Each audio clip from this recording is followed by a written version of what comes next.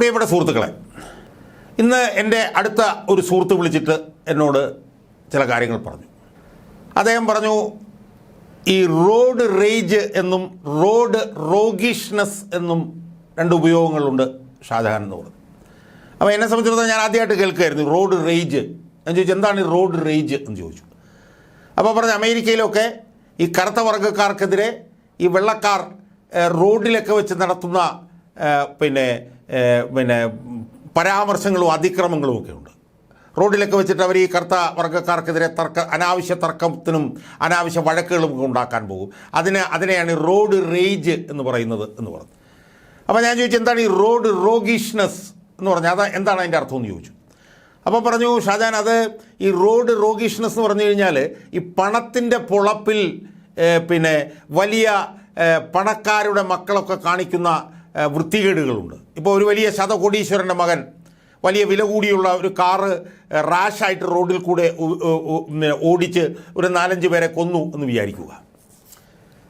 അതുപോലുള്ള പ്രവർത്തനങ്ങൾ. ഇപ്പോൾ ഉദാഹരണത്തിന് ഇപ്പോൾ സൽമാൻ ഖാൻ എന്ന് പറഞ്ഞിട്ടുള്ള വലിയ കോടീശ്വരനായിട്ടുള്ള നടൻ ഒരു കാട്ടിൽ ചെന്ന് നിയമവിരുദ്ധമായി ഒരു മാനിനെ വെടിവെച്ച് കൊല്ലുക. ഇതൊക്കെ ശരിക്കും പണത്തിൻ്റെ പൊളപ്പാണ് കാണിക്കുന്നത്, പണത്തിൻ്റെ പുളപ്പ്. അതിനാണ് റോഡ് റോഗിഷ്നെസ് എന്ന് പറയുന്നത് എന്ന് എൻ്റെ സുഹൃത്തിനോട് പറഞ്ഞു. ഈ 2 വാക്കുകൾ ഞാൻ ആദ്യമായിട്ടാണ് കേൾക്കുന്നത്. അപ്പോൾ ഞാൻ ചോദിച്ചു, എന്താണ് ഇങ്ങനെ പറയാൻ കാരണം എന്ന് ചോദിച്ചപ്പോൾ എൻ്റെ സുഹൃത്തിനോട് പറഞ്ഞു, ഈ തിരുവനന്തപുരം മേയർ ആര്യ രാജേന്ദ്രനും അവരുടെ ഭർത്താവായിട്ടുള്ള സച്ചിൻ ദേവ് MLAയും ചേർന്നുകൊണ്ട് ഒരു KSRTC ബസ് ഡ്രൈവറുടെ അടുത്ത് കാണിച്ചതിനെ നമുക്ക് റോഡ് റോഗിഷ്നെസ് എന്ന് പറയുന്ന ഉപയോഗത്തോട് താരതമ്യം ചെയ്യാം എന്നാണ് അദ്ദേഹം പറഞ്ഞത്. അതായത് പണത്തിൻ്റെ പുളപ്പിന് പകരം അധികാരത്തിൻ്റെ പുളപ്പ്, ഒരു തരത്തിലുള്ള അധികാരത്തിൻ്റെ കട്ടക്കലിപ്പ് എന്ന് ആര്യ രാജേന്ദ്രൻ്റെയും ഭർത്താവ് സച്ചിൻ ദേവിൻ്റെയും ഈ KSRTC ഡ്രൈവറോടുള്ള അതിക്രമത്തെ നമുക്ക് താരതമ്യം ചെയ്യാം എന്ന് എൻ്റെ സുഹൃത്ത് പറയുകയാണ്. സുഹൃത്തുക്കളെ, എന്താ ശരിക്കും തിരുവനന്തപുരത്തുണ്ടായത്? ഏതാനും ദിവസങ്ങൾക്ക് മുമ്പ് ഈ ആര്യ രാജേന്ദ്രനും അവരുടെ ചില ബന്ധുക്കളും ഈ സച്ചിൻ ദേവ് MLAയും കൂടെ ചേർന്ന് ഒരു സ്വകാര്യ കാറിൽ ഏതോ വിവാഹത്തിന് പോയിട്ട് തിരിച്ചു വരികയായിരുന്നു. തിരിച്ചു വരുന്ന വഴിക്ക് നഗര മധ്യത്തിൽ ഈ സാഫല്യം കോംപ്ലക്സ് അതിന് മുമ്പിലാണെന്നാണ് എനിക്ക് തോന്നുന്നത്, അവിടെ വെച്ച് അല്ലെങ്കിൽ അതിന് തൊട്ട് മുമ്പ് വരെ വെച്ച് ഒരു ട്രാൻസ്പോർട്ട് ബസ് ഡ്രൈവറുമായി ബന്ധപ്പെട്ടുകൊണ്ട് എന്തോ കശപിശകൾ വഴിയിലുണ്ടാകും, എന്തോ സൈഡ് കൊടുക്കാത്തതുമായി ബന്ധപ്പെട്ടൊക്കെ എന്തോ കശപിശകളൊക്കെ ഉണ്ടാകുന്നുണ്ടായിരുന്നു. എന്തായാലും സാഫല്യം കോംപ്ലക്സിന് മുന്നിൽ വന്നപ്പോൾ എതിർവശത്ത്, അതായത് ഇടത് സൈഡിൽ കൂടി ഓവർടേക്ക് ചെയ്ത് ഈ ആര്യ രാജേന്ദ്രൻ്റെയും ഭർത്താവിൻ്റെയും കാറ് കൊണ്ടുവന്ന് ഈ ട്രാൻസ്പോർട്ട് ബസ്സിൻ്റെ കുറുകെ റോഡിൻ്റെ നടുക്ക് കുറുകെയിട്ടു. എന്നിട്ട് ഇവർ 2 പേരും കൂടി ഇറങ്ങിച്ചെന്ന് ഈ ഡ്രൈവറിനോട് പ്രകോപനപരമായി സംസാരിച്ചു. നിന്റെ ജോലി കളയുമെന്നൊക്കെ പറഞ്ഞു എന്നാണ് പറയപ്പെടുന്നത്. എന്നിട്ട് ബസ്സിനകത്ത് കയറി ചെന്ന് അയാളോട് വീണ്ടും പ്രകോപനപരമായി പെരുമാറി. ആ സംഭാഷണങ്ങൾ വീഡിയോയിൽ എടുത്തുകൊണ്ടിരിക്കുകയായിരുന്നു ഒരു യാത്രക്കാരൻ. അയാളെ കൊണ്ട് ഈ MLA അത് ഡിലീറ്റ് ചെയ്യിപ്പിച്ചു എന്ന് കേൾക്കുന്നുണ്ട്. എന്തായാലും ആ ബസ്സിൽ 10-24 യാത്രക്കാരുണ്ടായിരുന്നു. അവരെ എല്ലാവരെയും അപ്പം തന്നെ ഇറക്കി വിട്ടു ഈ MLA ആ ബസ്സിൽ നിന്ന് ഏകപക്ഷീയമായി. അതിനെ തുടർന്ന് ഈ വനിതാ മേയർ ആര്യ രാജേന്ദ്രൻ പോലീസിൽ പരാതി കൊടുത്തിട്ട് അതിനുശേഷം പിന്നീട് പറഞ്ഞു തന്നെ എന്തോ ലൈംഗിക ചേഷ്ട കാണിച്ചു, തൻ്റെ സ്ത്രീത്വത്തെ അപമാനിച്ചു എന്നൊക്കെയുള്ള നിലയിൽ പരാതി കൊടുത്തു എന്ന് നമ്മൾ കേട്ടു. അവർ ഗതാഗത മന്ത്രി ഗണേഷ് കുമാറിനോട് ഈ പരാതി പറഞ്ഞതായിട്ടും നമ്മൾ പിന്നീട് മനസ്സിലാക്കി. എന്നാൽ ഗതാഗത മന്ത്രി ഈ യാത്രക്കാരുമൊക്കെയായി ബന്ധപ്പെട്ട് അവരുടെ അടുത്ത് നിന്ന് വിവരമറിയാൻ ശ്രമിച്ചപ്പോൾ അവരെല്ലാവരും തന്നെ ഈ മേയർക്കും MLAയ്ക്കും എതിരായിട്ടാണ് മൊഴി പറഞ്ഞത് എന്ന് നമ്മൾ മനസ്സിലാക്കി. അപ്പോൾ ആദ്യമൊക്കെ ഈ ഗണേഷ് കുമാർ ഈ ഡ്രൈവറെ ബലയാടെ ആക്കുന്ന ഒരു സമീപനം എടുക്കില്ല എന്നുള്ളൊരു തോന്നലാണ് നമുക്ക് ഉണ്ടായിരുന്നത്. എന്നാൽ പിന്നീട് മുകളിൽ നിന്ന് സമ്മർദ്ദം വന്നതിനെ തുടർന്ന് ഈ ഡ്രൈവറെ ആ സ്ഥാനത്ത് നിന്ന് മാറ്റി നിർത്തി. റിപ്പോർട്ട് വന്നതും ഡ്രൈവർക്കെതിരായിട്ടാണെന്ന് കേൾക്കുന്നു. അതിൻ്റെ ഇടയിൽ പാർട്ടി സംസ്ഥാന സെക്രട്ടറി MV ഗോവിന്ദൻ മാസ്റ്റർ വന്ന് ഈ മേയർ ആര്യ രാജേന്ദ്രനെ പൂർണ്ണമായി പിന്തുണയ്ക്കുകൂടി ചെയ്തിരിക്കുന്ന ഒരു സംഭവ വികാസമാണ് ഇപ്പോൾ നടന്നിരിക്കുന്നത്. സുഹൃത്തുക്കളെ, ഇതിൽ ഒരു വശത്തുള്ളതാരാ? അത് കേരളത്തിലെ ഏറ്റവും പ്രധാനപ്പെട്ട ഒരു നഗരത്തിൻ്റെ മേയറായിട്ടുള്ള ഒരു വനിത, അവരുടെ പേരാണ് ആര്യ രാജേന്ദ്രൻ. അവരോടൊപ്പം ഉണ്ടായിരുന്നതാരാ? അവരുടെ ഭർത്താവും ഭരണകക്ഷി MLAയുമായിട്ടുള്ള CPMൻ്റെ MLAയുമായിട്ടുള്ള സച്ചിൻ ദേവ്. അവരാണ് ഒരു വശത്ത്. മറുവശത്തുള്ളത് ട്രാൻസ്പോർട്ട് ബസ്സും ആ ട്രാൻസ്പോർട്ട് ബസ്സിലെ ഒരു ഡ്രൈവറും, ഒരു ദിവസവേതനക്കാരനാണ് അദ്ദേഹം. അവർ തമ്മിലാണ് തർക്കങ്ങൾ ഉണ്ടായത്.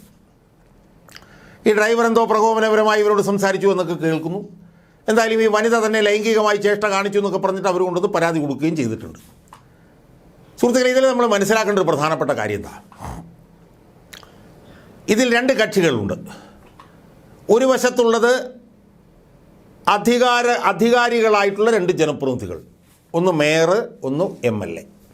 മറുവശത്തുള്ളത് സാധാരണക്കാരനായിട്ടുള്ള ഒരു ബസ് ഡ്രൈവർ.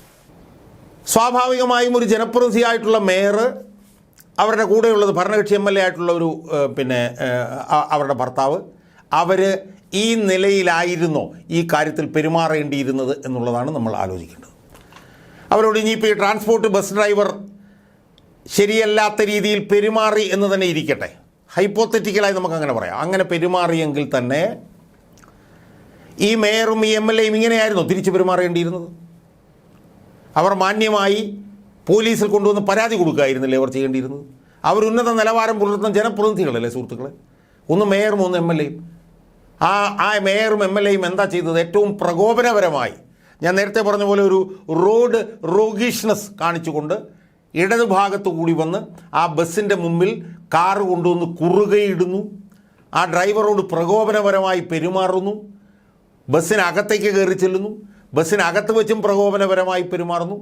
ഈ MLA നിർബന്ധപൂർവം ബസ്സിലുള്ളവരെ എല്ലാം ഇറക്കി വിടുന്നു. എത്ര പ്രകോപനപരമായിട്ടും താൻ പ്രമാണിത്തപരമായിട്ടുമാണ് ഇവരുടെ പെരുമാറ്റം എന്ന് നമ്മളൊന്ന് ആലോചിച്ച് നോക്കി. ഇതവരുടെ അധികാരത്തിൻ്റെ പുളപ്പല്ലേ കാണിക്കുന്നത്? തങ്ങളുടെ പാർട്ടിയാണ് ഭരിക്കുന്നത്, അതുകൊണ്ട് തങ്ങൾക്ക് എന്ത് വൃത്തികേടും കാണിക്കാം എന്നതിൻ്റെ തെളിവല്ലേ സുഹൃത്തുക്കളെ ഇത്? ആ ഡ്രൈവറോട് ഇങ്ങനെ പ്രകോപനപരമായി പെരുമാറേണ്ട കാര്യമുണ്ടോ ഇവർക്ക്? അവർക്ക് അന്തസ്സായി പോയി പരാതി കൊടുക്കുകയല്ലേ ചെയ്യാമായിരുന്നു. പക്ഷേ എന്താ ഇപ്പോൾ ഇവിടെ സംഭവിച്ചത്? മേയർക്കും മേയറുടെ ഭർത്താവിനും ട്രാൻസ്പോർട്ട് കോർപ്പറേഷനിലെ ഡ്രൈവർക്കും ഭരണഘടന ഒരേ അവകാശമാണ് നൽകുന്നതെങ്കിലും ഒരു വശത്ത് നിൽക്കുന്നത് മേയറും അവരുടെ ഭർത്താവായിട്ടുള്ള ഭരണകക്ഷി MLAയും. അവർക്കാണ് ഏറ്റവും സംരക്ഷണം മുഴുവൻ കിട്ടിയിട്ടുള്ളത്.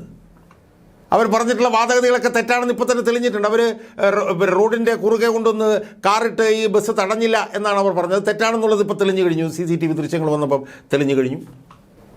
അവർ നിർബന്ധപൂർവ്വം അവരുടെ ഭർത്താവ് യാത്രക്കാരെ ഇറക്കി വിട്ടത് തെറ്റാണെന്നും തെളിഞ്ഞു കഴിഞ്ഞു. പക്ഷേ നിർഭാഗ്യവശാൽ പിണറായി വിജയനെ പോലെ ഒരു ഏകാധിപതി ഭരിക്കുന്ന സംസ്ഥാനത്ത് എവിടെയാണ് നീതി ലഭിക്കുക സുഹൃത്തുക്കളെ? ഇവിടെ ആ ഡ്രൈവർക്ക് പണി കിട്ടുമെന്ന് ഉറപ്പായി കഴിഞ്ഞു. അയാളുടെ ഈ പറഞ്ഞതുപോലെ ജീവിതമാർഗം തന്നെ ഇല്ലാതാകുമെന്നുള്ള സ്ഥിതി ഇപ്പോൾ ഉണ്ടായിക്കഴിഞ്ഞു. അയാൾ നേരത്തെയും ഇങ്ങനെ എന്തോ കുഴപ്പം ചെയ്തിട്ടുള്ള ആളാണെന്ന് തെളിയിക്കുന്നതിനുള്ള ശ്രമമാണ് ഇപ്പോൾ നടന്നുകൊണ്ടിരിക്കുന്നത്. അത് തെറ്റാണെന്നുള്ളത് അയാൾ തന്നെ ചാനലിൽ വന്ന് പറയുന്നത് നമ്മൾ കേട്ടതാണ്. അപ്പോൾ ഇവിടെ നടന്നുകൊണ്ടിരിക്കുന്നത് ഞാൻ നേരത്തെ പറഞ്ഞതുപോലെ റോഡ് റോഗീഷ്നസ് ആണ്. അധികാരത്തിൻ്റെയും പണത്തിൻ്റെ പുളപ്പ് പോലെ തന്നെയുള്ള അധികാരത്തിൻ്റെ പുളപ്പാണ് ഇവിടെ നടക്കുന്നത്. ഉന്നത നിലവാരം പുലർത്തുന്ന മേയറും MLAയും മാന്യമായി ജനങ്ങളോട് പെരുമാറുന്നതിന് പകരം, മാന്യമായി തങ്ങളുടെ ഉത്തരവാദിത്വം നിർവഹിക്കുന്നതിന് പകരം തനി ഗുണ്ടായിസമാണ് ഇവിടെ കാണിച്ചു കൊണ്ടിരിക്കുന്നത്. പക്ഷേ അവർ തനി ഗുണ്ടായിസമാണ് കാണിച്ചു കൊണ്ടിരിക്കുന്നതെങ്കിലും ഇതുപോലുള്ള ഗുണ്ടാ പ്രവർത്തനങ്ങൾക്കെല്ലാം നേതൃത്വം കൊടുക്കുന്ന ഒരു മുഖ്യമന്ത്രി, അതിനെല്ലാം കൂട്ടുനിൽക്കുന്ന ഒരു മുഖ്യമന്ത്രി ഇവിടെ ഭരിക്കുമ്പോൾ ആർക്കാണ് ഇവിടെ നീതി കിട്ടുക?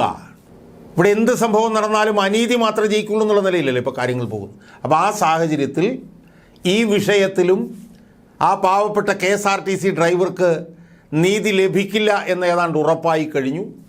പക്ഷേ ഇതുപോലെയുള്ള ഈ മേയറും ഇതുപോലുള്ള MLAമാരും ഒക്കെ കാണിക്കുന്ന ഈ ഒരു അധികാരത്തിൻ്റെ പുളപ്പിന് അവർക്ക് കൃത്യമായിട്ടുള്ള മറുപടി ലഭിക്കണമെങ്കിൽ സാധാരണ ജനങ്ങൾ ഒന്നിച്ച് ഇതിനെതിരെ ശക്തമായ പ്രതിഷേധവും പ്രതിരോധവും ഉയർത്തിക്കൊണ്ടുവന്നാൽ മാത്രമേ കഴിയൂ എന്നാണ് ഒരു പൊതുപ്രവർത്തകൻ എന്നുള്ള നിലയിൽ എനിക്ക് ഈ വിഷയത്തെക്കുറിച്ചിട്ട് സൂചിപ്പിക്കാനുള്ളത്.